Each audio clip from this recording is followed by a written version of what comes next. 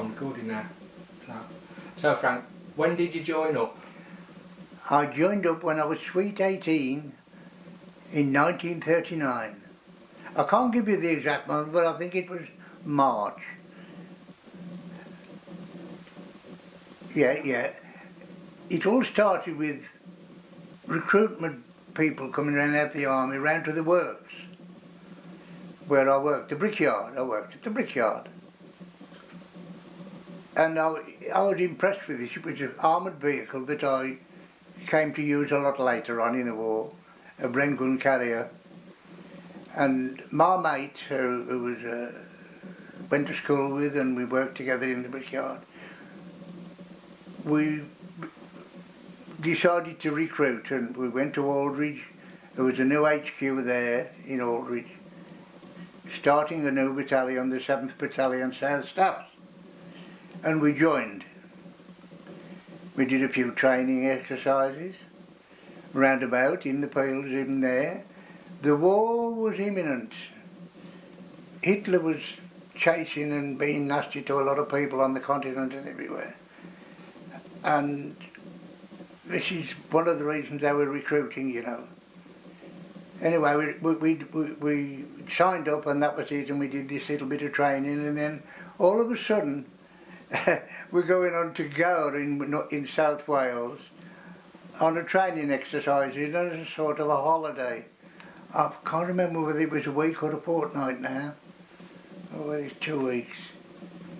Anyway, we went to Three Cliffs Bay, Gower in South Wales. We did our training. We had a smashing time swimming in the sea and everything else.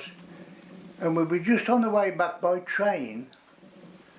Whole battalion, it's a new battalion, remember, 7th, still recruiting.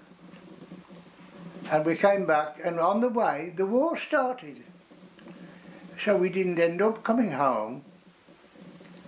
They took us all the way to Barton under Needwood, to a little place called Needwood Lodge. I went with my company. I was in HQ company. It was a special company.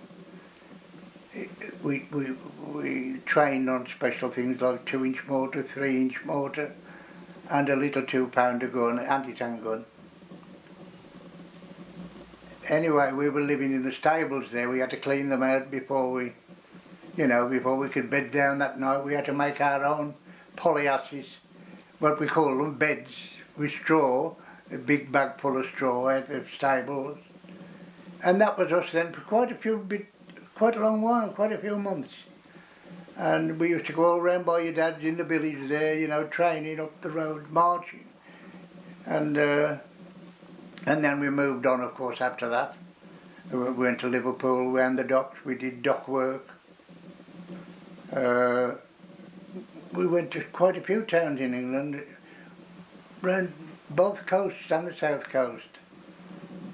I don't remember a place I never went to, I think. Remember, I had 6 years nearly of training. Some people were a bit unlucky. They went to India and Malaysia and all them places. Somehow or other, our battalion never got there. They were trained in Peritla. For D-Day, that's what they were talking about later on. And anyway, we ended up in Ireland in the end. 1940, 41, I think it was, 42. And we went to Killaloe Castle, our battalion. The rest of the Second Army went all over the place, all over Ireland. And there I had 9 weeks with the Yanks. We had to teach them our way of Oh, by the way, I've slipped a bit. By this time, we'd gone from a 2-pounder anti-tank gun specialist, infantry, remember, we're still infantry, 2-pounder anti-gun, to a 6-pounder, which was a gun on wheels, quite a big barrel.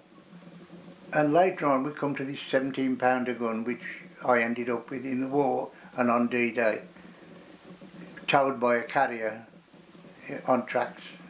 I was a driver, I was an LG, I was a corporal, and I had my officer was always with me, Captain Johnson. He insisted on me doing the driving. I don't know why, but he trusted me that way with it. And anyway, in Ireland, our Queen and her sister, that's Margaret, we put a parade on there and a guard, the whole battalion. I've got a picture of it somewhere. And out on the lawns at Killaloe Castle, and they come round to inspect it, and the Queen passed me by. Hello, Corporal. Hello, Madam. I forget what I called her now, but we were taught what to say. And her little sister said hello as well. The Queen and King, no, the Queen wasn't there, it was the King, King George. He just said a few words, but I can't remember what he said now. It's a bit exciting, you know, when they're talking to a king.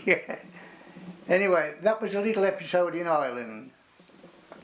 Then they decided to come back to England, and we did a lot of training round Dartmoor, round the moors, up in Yorkshire, Northumberland. We've been everywhere. Always round the moors and round the mountains, you know, living rough, sleeping under hedgerows.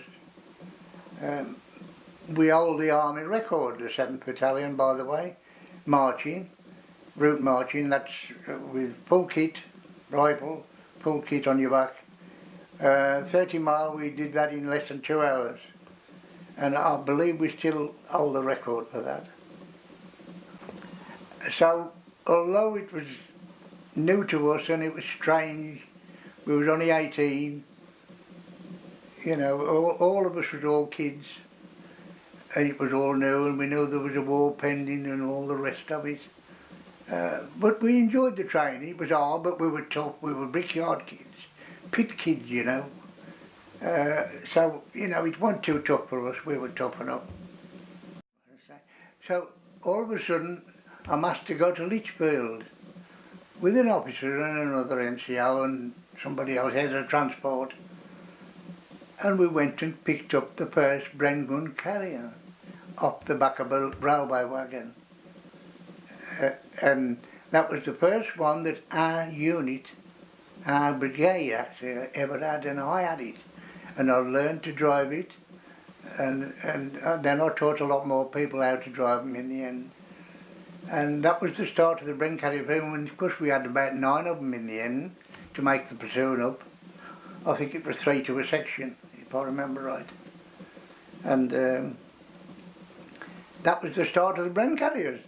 And I ended up doing that till I joined the 6-pounder anti-tank guns, and then we used another type carrier, very similar, low, same engine, 32 horse Ford V8, made in America actually. That was a special engine made for us.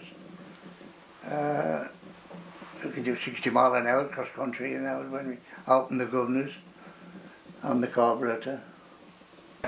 I'd like to tell you a thing or two about my officer, Captain Johnson, tea taster he was in Civvy Street, quite a gentleman, bald-headed, thin like Gandhi, smashing bloke.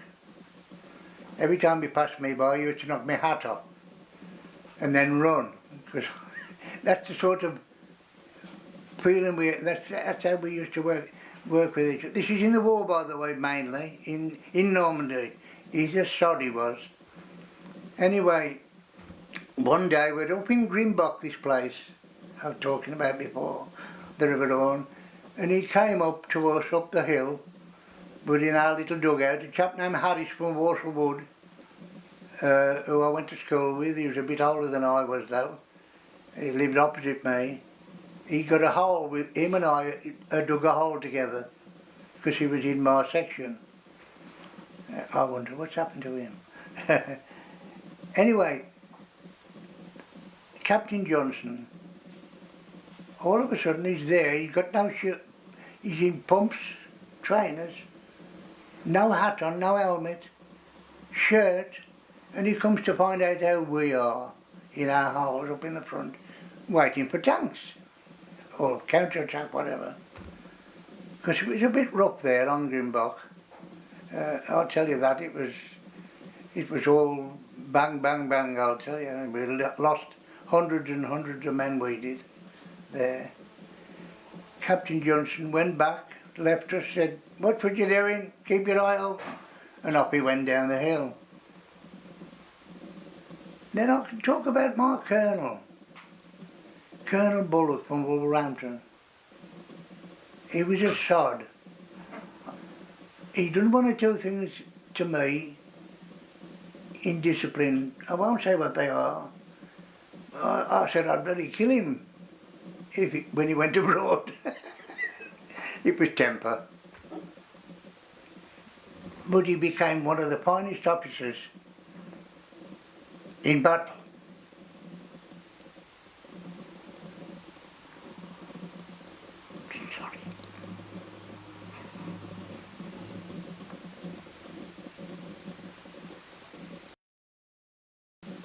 10 minutes, half an hour after he left me, Captain Johnson, from when that episode where he comes up with no hat on, somebody comes back and said he just got killed with Colonel Bullock and the intelligence officer.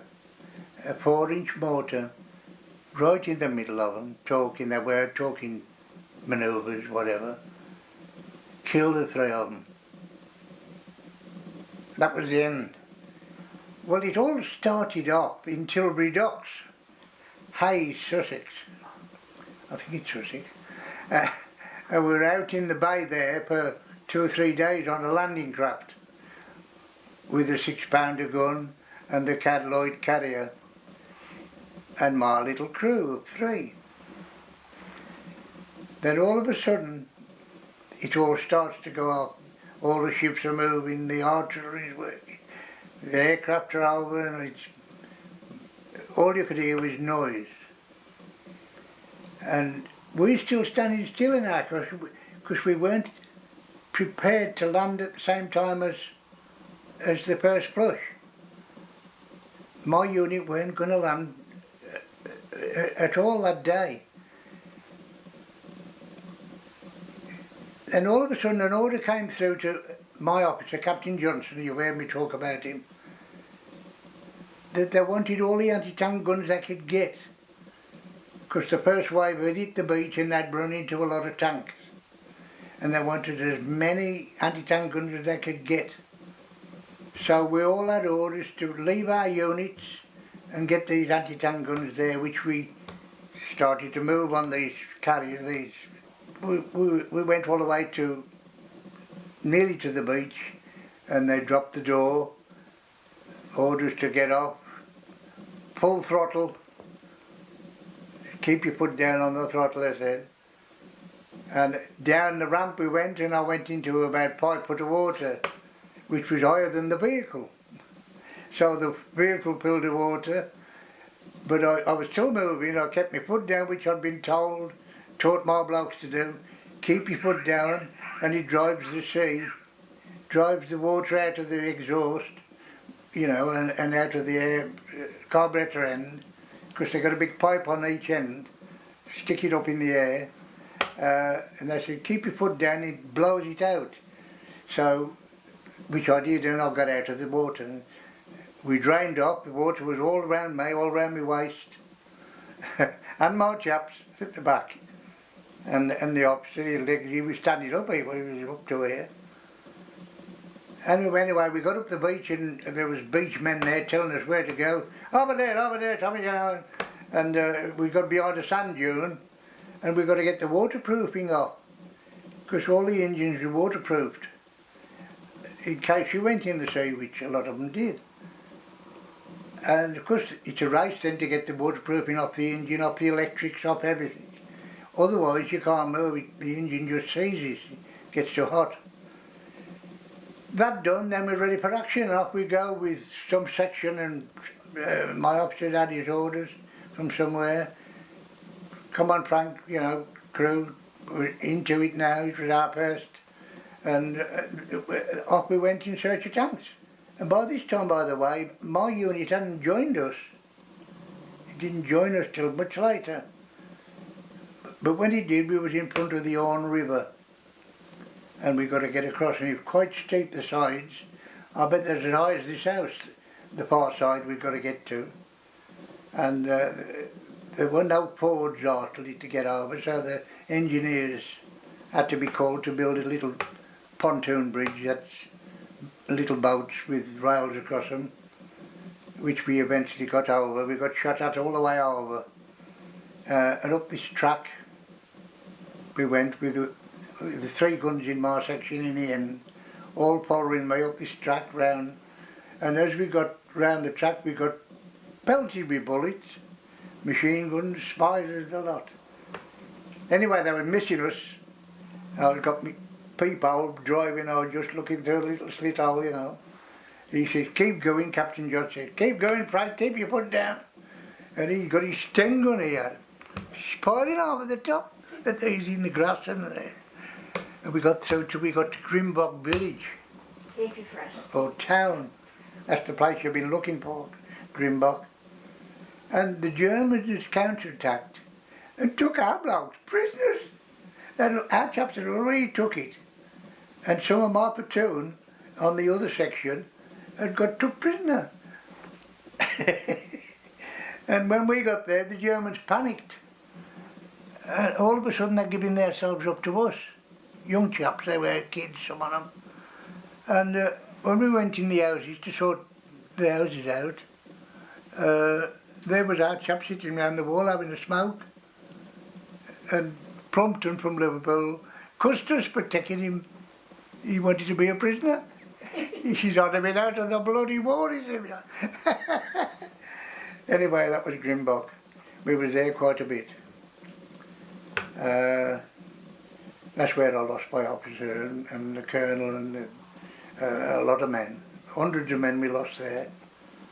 You've only got to look at the graves there, all around that area.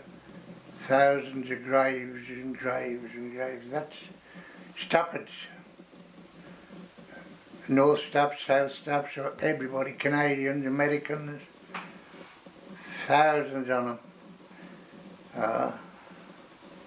And then, of course, eventually we became a unit again. You know, we joined up with our own unit when it landed, and we went forward through to Belgium, Antwerp, just outside Brussels, Sertogenbosch in Holland, right through, round the coast, then back in Wuppertal, a place called Wuppertal, on the River Weser. And we fought a lot of little battles in woods and in hedgerows and all sorts of things, you know. And, oh, by the way, I wanted to say something about the Navy. While we were going in Normandy, in the early weeks, 2 weeks, the Navy were firing 16-inch shells over the top of us at the enemy forward, and we was watching them go through the air. They're like this, 16-inch. They're going through, about roof high, and they're going through a great big shell, you know, with a bullet, explosive on the end, and it's going through the air just like as slow as that it seemed. And some of them never went off. Well, we got to some of our engineers had to go and defuse them, but that was a funny experience watching these go through the air. I was in a farmyard actually. I'll tell you this little episode. I was in this farmyard and dug a hole in the farmyard, and we were looking through 2 big 5-barred gates, and we were watching the enemy in 2 fields in front of us, past the hedgerows, the gaps in the edges, and they must have been watching us as well, and you know, and preparing for whatever.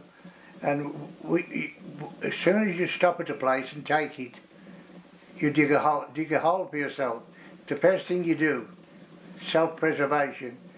And we were digging down in this farmyard, still watching for the enemy, you know, and and I came to a bin, a dust bin, and it was full of, I think it was 800 pound in guilders, Dutch guilders, silver they are. They were £2 each, they was, and I shared them out amongst the crew. I spent a few in Brussels after. In a nice place it was.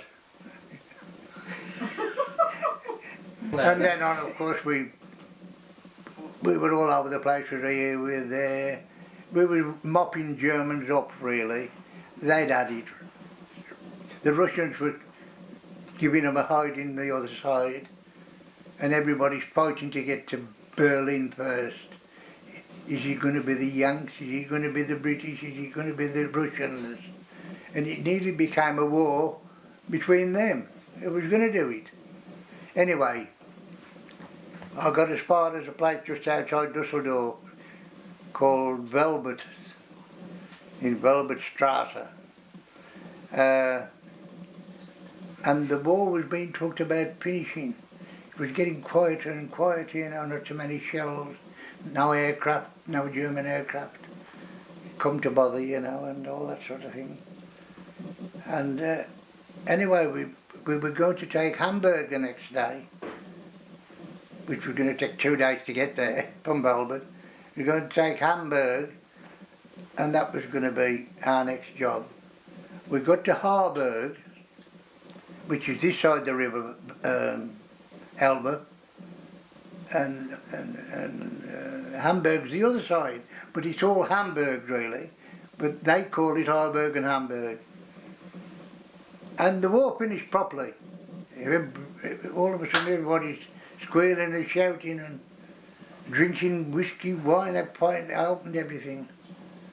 And most of my blokes got drunk. And I ended up fighting a chap named Rogers from Wales. He was molesting a Russian girl who'd come out of a camp, you know, out of a prisoner of war. There was one very close to us, only about 800 yards away. And it was nearly all women. And he was drunk and he was trying to do what he wanted to do. And I cussed him and told him to pack it up, you know, but he wouldn't, so I had to start, because he started to punch me then.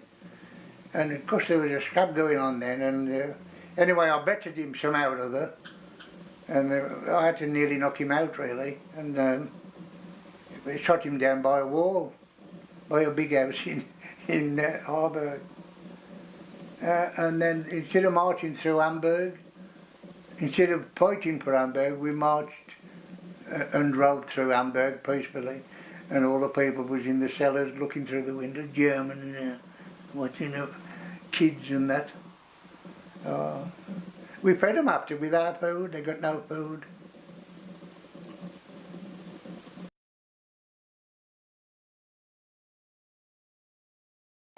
Well, we started to move forward and the Germans started to get, although it didn't seem like it to us at the time, they were fighting like hell.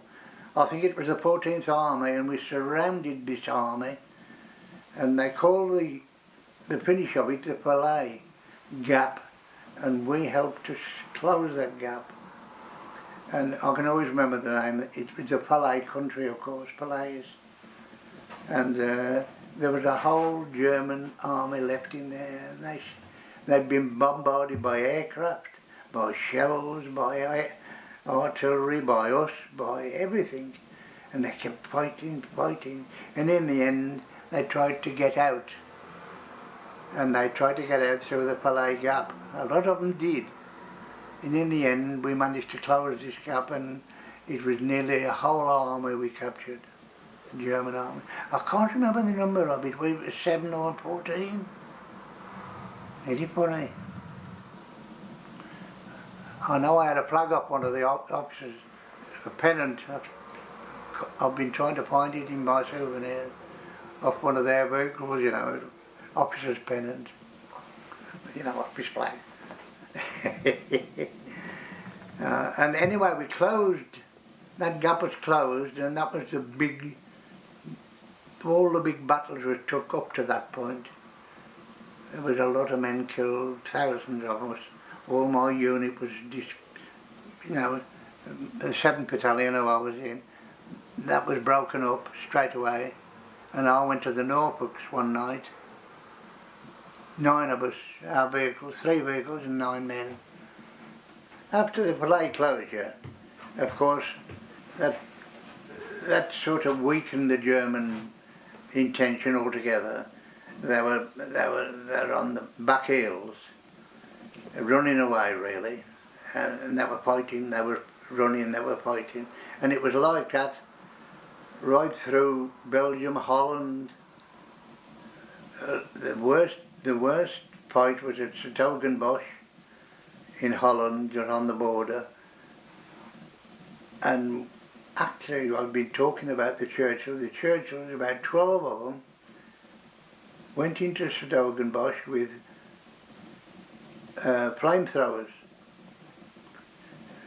And they took the town more or less, saved us a lot of lives. And then from there on we went, you know, village to village, clearing out the Germans. We seemed to be winning everywhere. They still fought like ferociously when they could, and they killed some of our chaps. But we were on top, and we knew we were on top. We were moving at sometimes 30 mile, 40 mile an hour to try and catch them up. And I think we was about 80 or 90 mile, probably more, when the Arnhem dropped. The Arnhem dropped. We saw them go over actually. The sky was black, and but they dropped, of course, and they got in a mess. And the orders came back. We'd got to try to get there, our units anyway, to try and relieve them as much as we could, you know. But we got a 70, 80, 90 mile journey through enemy country to get there. And we were told to get there, ignore the Germans, get shot at, keep going. And this is what we did. And we did get shot at here and there, but we seemed to get to Arnhem fairly good. We did it all in a day. And we got there, and we got to the river, and we helped them over. We throwed ropes over, some swum over, some come over in little tiny rubber boats. But we got hundreds and hundreds and hundreds of air people back across the river. And then, of course, the Germans were too strong the other side. They got hundreds of tanks, mainly Tigers, which took they controlled Arnhem, and they took the rest of our blokes prisoners, of course. And that was it, you know. We did our job there, and then we come away, and I think we went down to Nijmegen, if I remember right. And I remember crossing the bridge there, the Yanks was there with their airborne, they dropped it airborne. And we crossed the river there, and they just repaired the bridge, and we was the first over it. And we got shot at all the way over by some Germans down on the bend of the river. Anyway, we got over. And we went to a little place called Elst, and the Germans suddenly had an idea that they could beat us, so they flooded all the dikes and all the canals, blowed them, and we got floods all around us. We had to use ducks to get us back out, to load the vehicles on. You know, the vehicles we landed on in the sea, they had to bring those up to get us out of Elst. Honest, it's laughable. But anyway, we got out of Elst, and then we continued with the same manoeuvres towards Berlin, and we got to a little place called, we went right through the Ruhr. We actually went through Essen, Dusseldorf, all them places, and we ended up in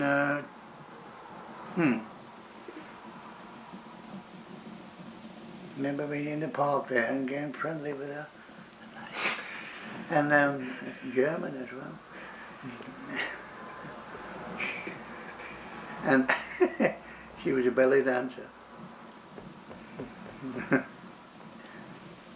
Anyway, we went from there, and we were on the way to, of course we were winning the war, hands over foot. And we went, and Hamburg was the next stop. That was a big stop. They were pretty certain we wouldn't take that without.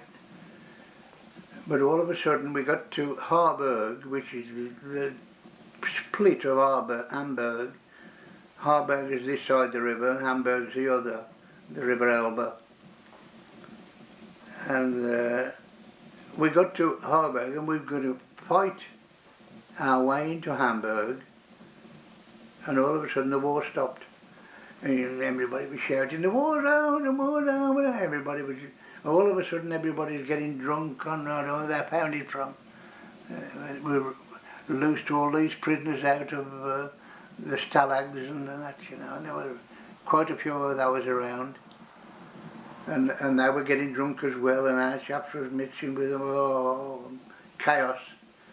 Our chaps was out of you know, they were drunk, most of them. And some of the, I don't know where they were getting the drink from, but they were getting it. We were told to go to Denmark, we were going to bring all these Germans back, and we all took to lorries. I had a 3-ton open back, and everybody got a vehicle for somebody, hundreds of vehicles. And we went up there, and you've never seen the likes of it. Them vehicles that were coming back from Denmark, full of German soldiers standing on the back of these motors, packed tight, holding on to each other to keep the feet. And we you know, we felt sorry for them at times, you know, but thousands of them there were. You wonder where they come from. That was a little job we done in Denmark. And we came back. We stopped at a little place called, I think, Lubeck.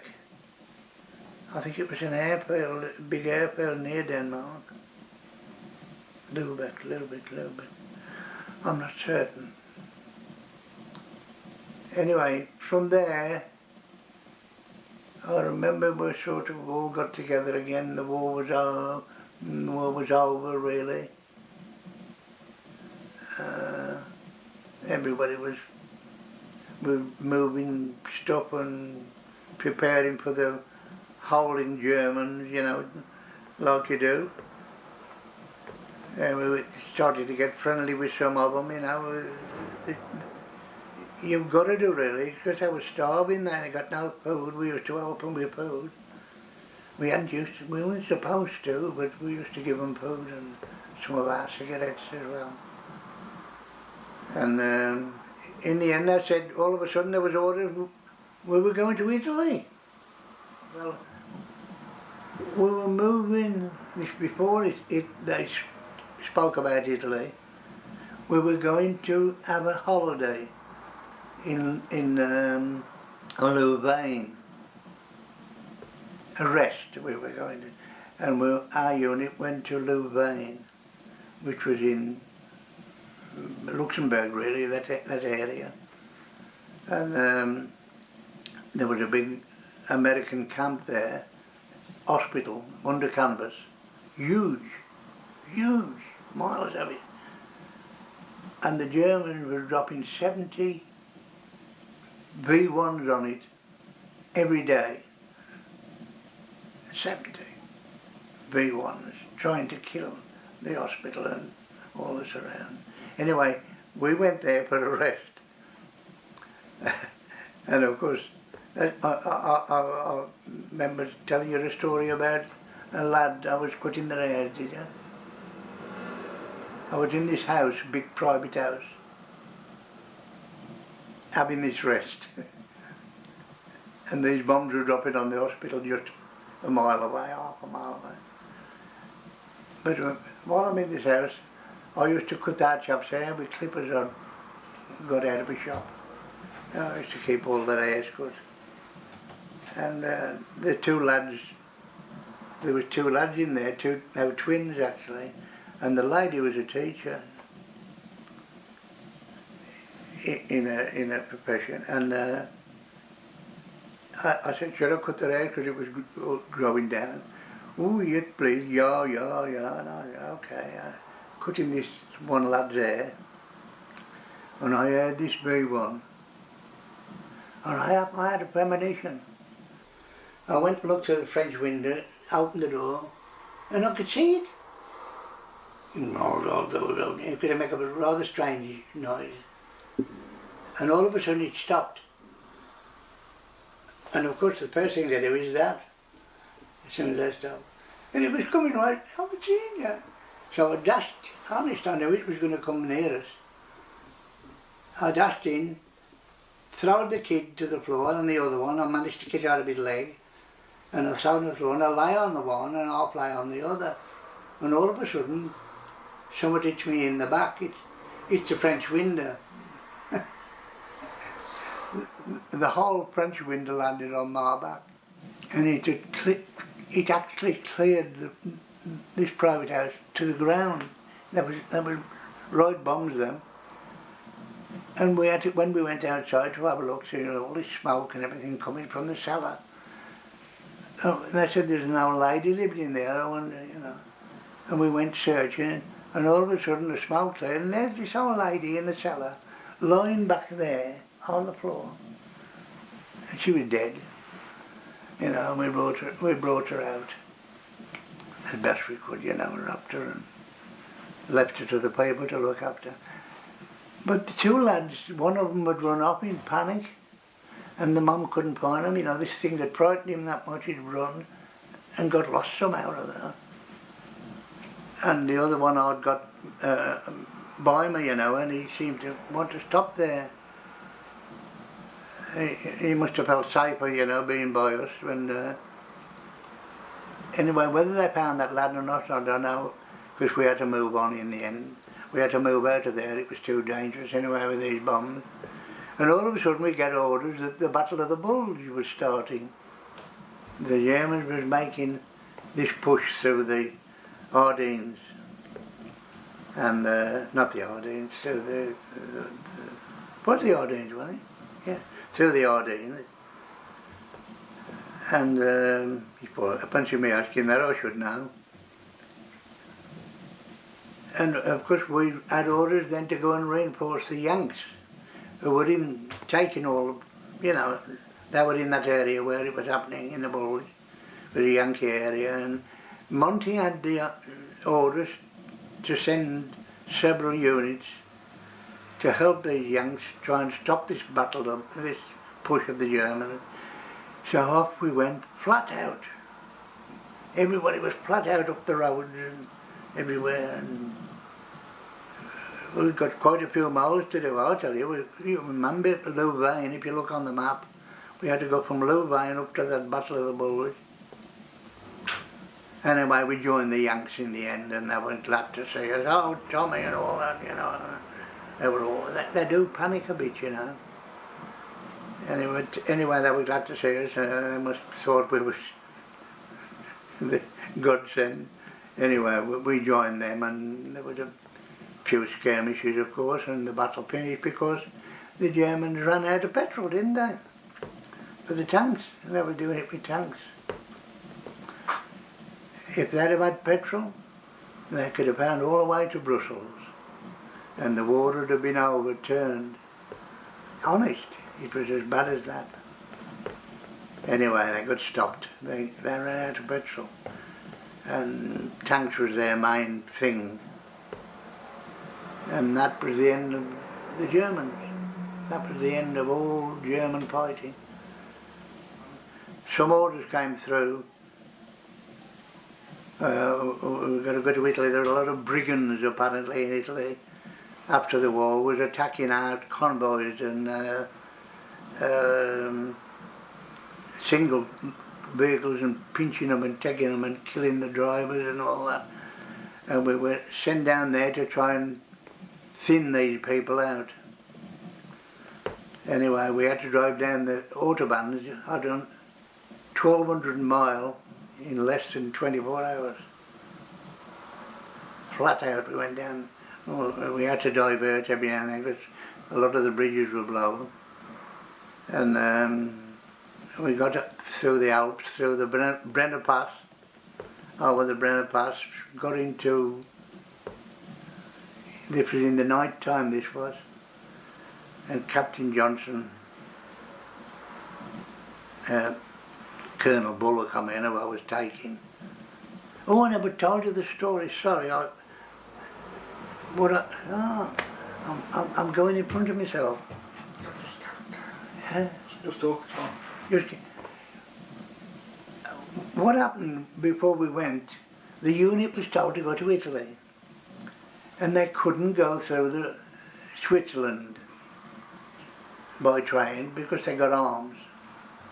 So they had to go all the way down to Calais by train, then back through another way they went anyway to get to Italy. I don't know how they did. And of course there's only us left there, our little unit, and they said they wanted somebody to take the colonel and his batman and all the revolvers of the officers in the Umber Snipe. That's like a big Land Rover really. And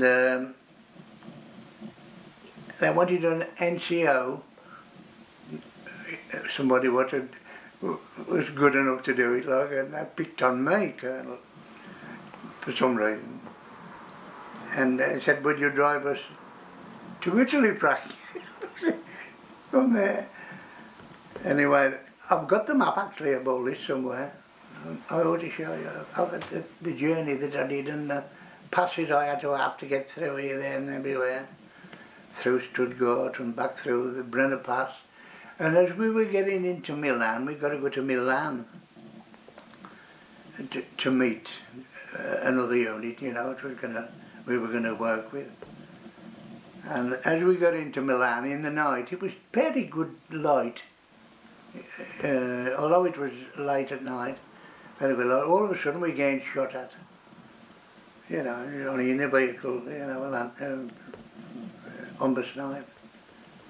So, you know, we swerved everywhere to get out of it, you know, and anyway we got under cover. We didn't get killed, but we got a lot of flak and holes in the vehicle. Anyway, in the end we found our HQ. He got a map to that, the officer, Colonel Bullock from Wolverhampton. You'll find him in the, and I'll show you his grave in Normandy.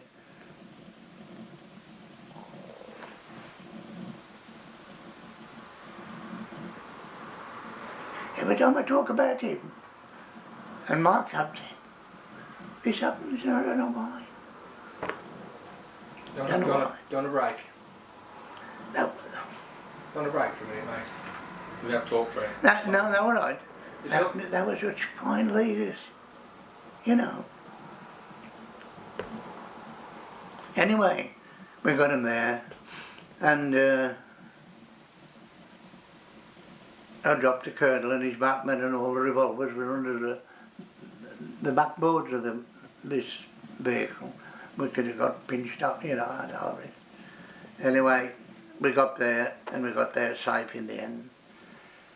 I had 2 or 3 days there and all of a sudden Colonel Bullock comes to me, and very often they talk to corporals. Anyway, they come and he said, Corporal, Corbett, he said. And he said, Frank, I want you to go back and take the vehicle back to Liverpool. Apparently the unit we took over had got up every vehicle, and I drove that vehicle 1,200 miles back on my own to that place. What about that? And I stopped at Stuttgart one night just for a rest. It was again a bit dark, and I stopped, and there's some sort of church place, Yankee, making cups of tea and things, and it was all Yanks where I was, and they were nearly all black. Huge fellas. They're transport people, they're transport like ours. Oh, but I had little me in my vehicle. I was going to stop the night, and I said, you can have one of them. And all these big blocks. I nearly went and got in and carried on with the journey. Anyway, I got on all right in the end with the chaps. I got talking to them, and we had tea and a few sandwiches, and I slept the night there, and then I come all the way back to Germany. And then I had to make my own road then, by myself again, with passes. I got some passes somewhere. I could have showed you. I had to make my way down. I had to go to Calais on my own. Then all the way through Switzerland, through all them tunnels on my own. I had to go and find my unit who were down in Milan. Not experienced, you know. Anyway, I found it anyway, and then of course we went to Genoa and Bologna and all the places in Italy in the end doing jobs and few skirmishes. I got shot at by a policeman one night. We'd been to a dance. The war's over and they organised a dance somewhere in Genoa. And I'm walking by with a chap named Bates from Birmingham. We'd had a good night and all of a sudden, two bullets went past my bloody ear. And then I turned and they were firing point blank and there were two blokes in a little archway in a gateway with revolvers. And I saw red. You know, I just went for them. And they run. And they run up this bloody, it's a hill down to General Barracks. And I caught this one. And I took his revolver off him, I hit his face with it about 8 times. I made a right mess of his face. And I grabbed his tunic and I got him all the way back down to the barracks, put him in the guard room, and I nearly got into trouble over that. Because I pinched his revolver, what's the name of it? Beretta. I pinched his ammo, because I was a bugger for that sort of thing. And I had his Beretta off him and put him in junkers, and Bates had took the other chap in, he caught him. And we went to bed. And next day I was in trouble. He was a policeman. Then he must have been patriotic. He wanted to kill an English somebody at night, and he picked on me and my mate, but he missed us with his bullets. But it was to think I'd come all the way through the war, and I was getting shot at night by somebody like that. I just saw red, and I ran for him, and I thought he's got to turn around and fire, and but he didn't run, and I caught him anyway. And as I say, all this happened, and he kept yakking in Italian.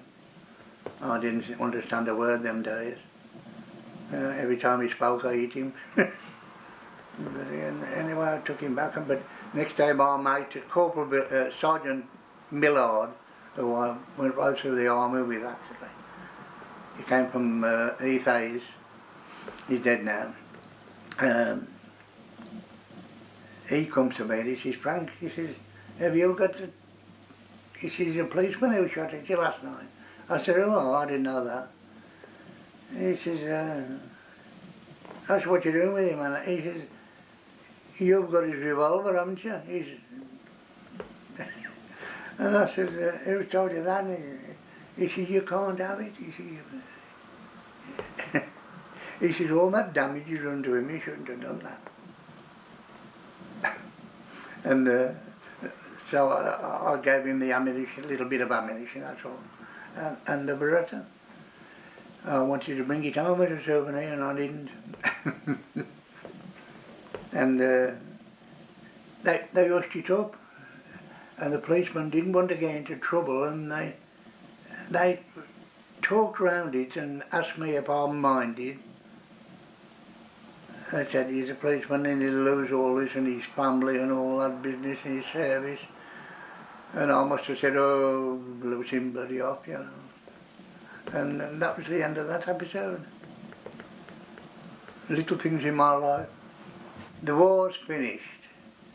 Our little skirmishes with the brigands seem to have quietened down. We seem to have done our job. And they're talking about us going back. But not right away, they couldn't say. Then all of a sudden, the government was saying they needed people back in the brickworks and the pits. And if you wanted, you could come out on B group. A group was the normal one where you finished your service. B group was before you finished what they call the service. And I was freshly married. I wanted to get home and earn some money. I'd had enough of the war. We'd been everywhere, you know, and I decided to come out on B group. And that was it. All of a sudden I'm getting the papers and I'm handed my new suit and everything to come home. Well, not then. I'm handed papers to come home. And I've got a report at Dover, then I've got a report here, then I've got a report at Wrexham. Because don't forget, I'm in the Welsh Regiment by this time. And I went all the way to Wrexham to get demobbed. And they gave me a coat and a suit. And a shirt, I think, fitted me out. And I had to wear those quite a bit because I wasn't well off, I got no money. And what the army gave us in the end only bought me a sideboard in the home. That was as much as it was a few hundred. That was what the war was worth to them through me. Anyway, I wasn't worried about things like that. I got back home, went back to the brickworks. I was learning when I went away how to fire the kilns, how to fire the bricks. It was quite a learned job.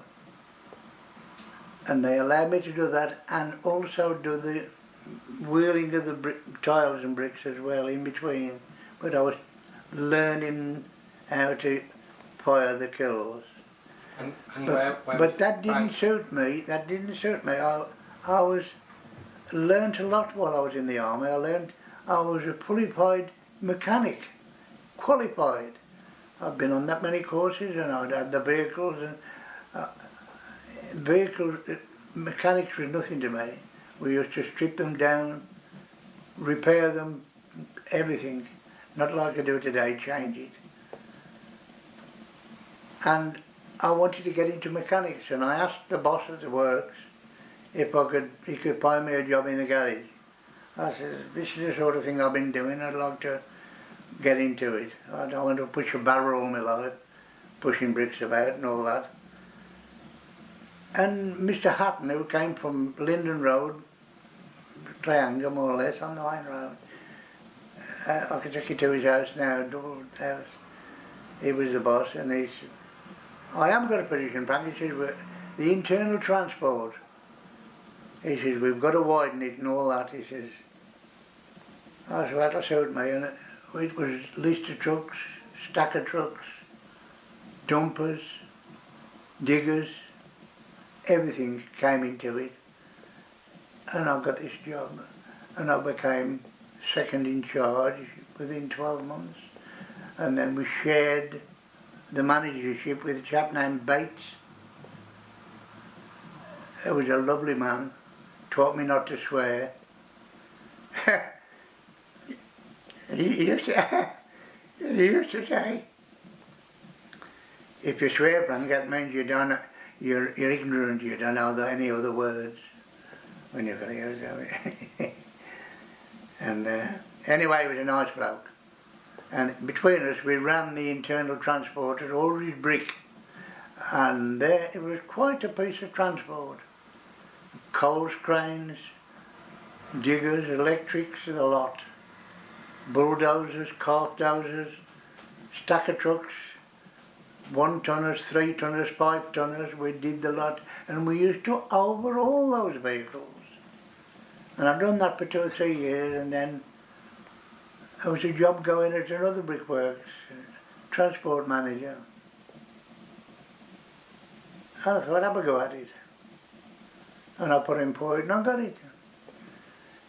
Mr. Goppy and Mrs. Goppy was the owners.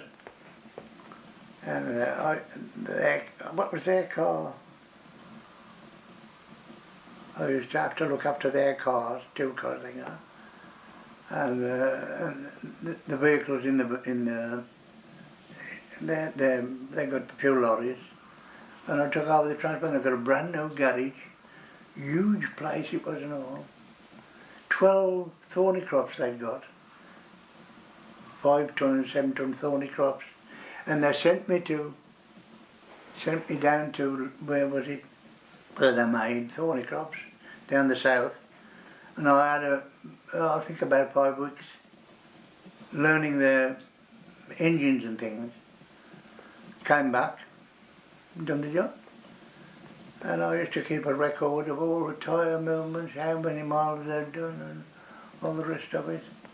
And then there was a job. I'm getting ambitious now because I thought, oh, I can do that. I'm a bit more about me than I thought myself. And there was a job going at Bilston, Bradley's, transport manager. I wrote a letter and got the job, went. And of course I'm in a big factory now.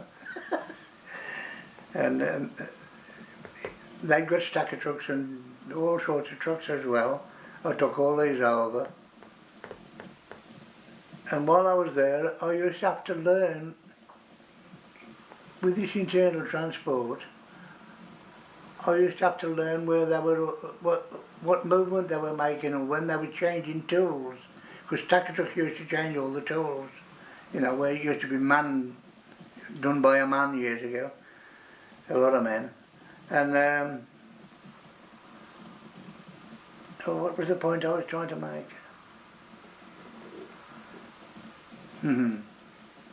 Anyway, I used to have to learn where everything went and when the schedules were due and when, so I'd got to make sure that my people did their job at the right time, took the stuff, you know, raw materials to the presses and the machines and all the rest of it.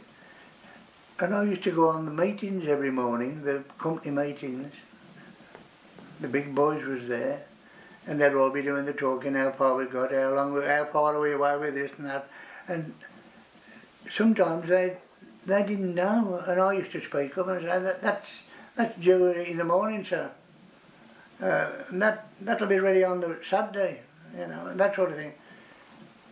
And in the end, they called me in the office, and they said, you know more about our business than we do. And they said, how would you like to come on the production team? I said, I'm a transport man. He said, you're a production man. Come and try it. So I went with a chap named Mr. Newell, who was the big manager there, and he said, you and me will walk around this factory together for a week, Frank. He said, and then the job's yours. He said, I know you can do it. And that was the job I did, and I kept that. I think I had about 10, 12 years there as production manager, production controller. They didn't call them managers then. Production controller, and I used to manage all and map all the production on maps, bar maps they called them them days.